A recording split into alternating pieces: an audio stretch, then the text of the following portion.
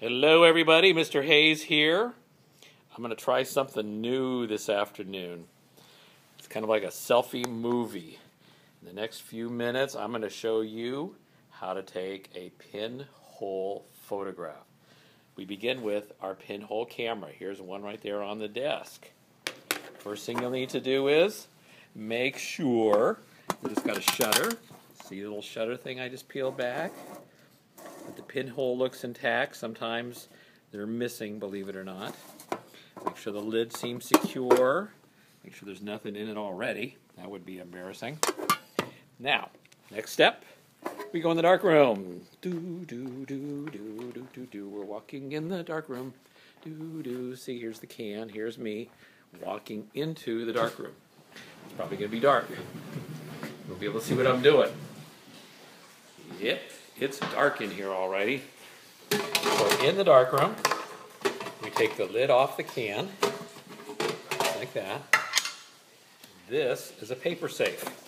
Inside of it, we're going to find some photographic paper that's safe from the light. Get it? Photo paper safe. Let's try to open this up. I'm doing this one-handed. Here we go. So we're going to be using 4 by 5 inch photo paper, just like you did with your shadowgrams before. Make sure, see how it's shiny on that side? Not shiny on that side. Shiny side you want on the opposite side of wherever your shutter is. Make sure that the emulsion is facing the shutter. So watch what I do. It's just really simple. I just kind of give it a curve, slide it down into the can. It fits pretty good. Make sure it's on the other side of the aperture. Then I find the lid. I put it back on. You don't have to like smack it really hard like it's a paint can. You just got to make sure it's on there nice and firm so the light doesn't leak in around the lid. Now let's go back outside. We're going outside. We're walking. Walking outside. Okay, here's the door. Here's my pinhole camera. I have conveniently already placed a little wooden stool right here. It's from my classroom. It's a good support. If you use one of these wooden stools, be sure to put it back. So, our first exposure here is going to be for 15 seconds. Why? I have no idea whatsoever. I'm going to use it as a benchmark. I'm guessing. If it's too much, my print will be overexposed, and I'll use a shorter time. If it's too little, my print will be underexposed, and I'll make it go longer. So here we go. 5, 4, 3, 2, 1. I lift off the tape on the shutter. See that? Watching my timer, which is my wristwatch, my brand new watch. I just got it last Saturday. 4, 3, 2, 1. Time to put it back on. Bingo! Just like that, I have made my pinhole exposure. Now we go back into the dark room. I'm opening the door. We're walking. There's my can. We're walking.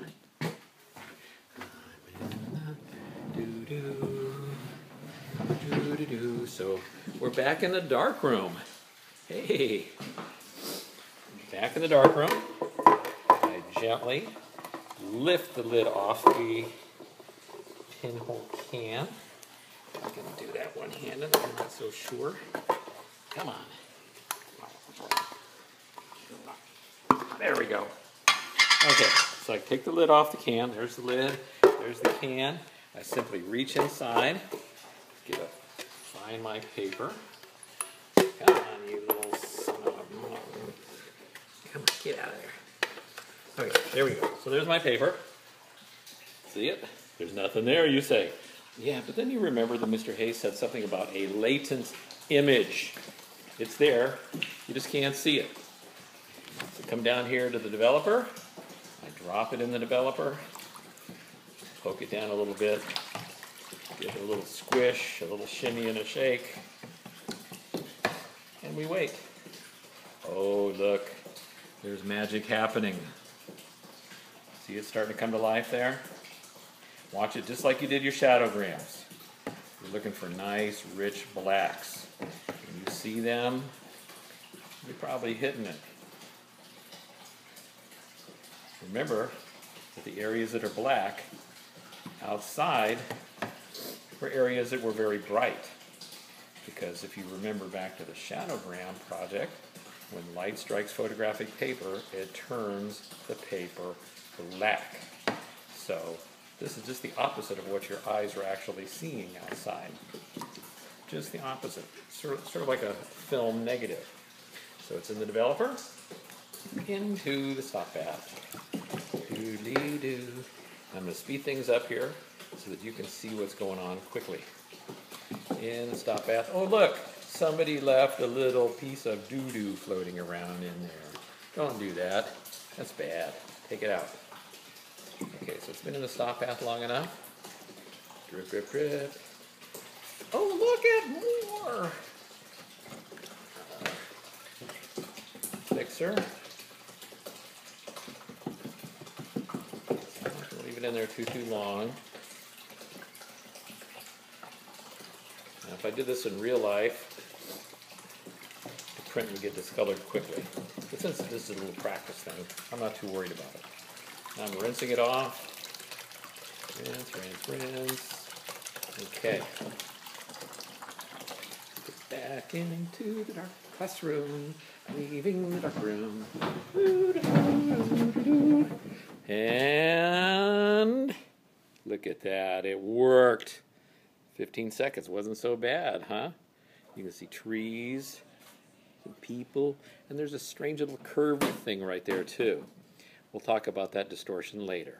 So there you have it. In less than 10 minutes, I have shown you how to take a pinhole camera from way over there, way into there, going outside, back into there, and here you are.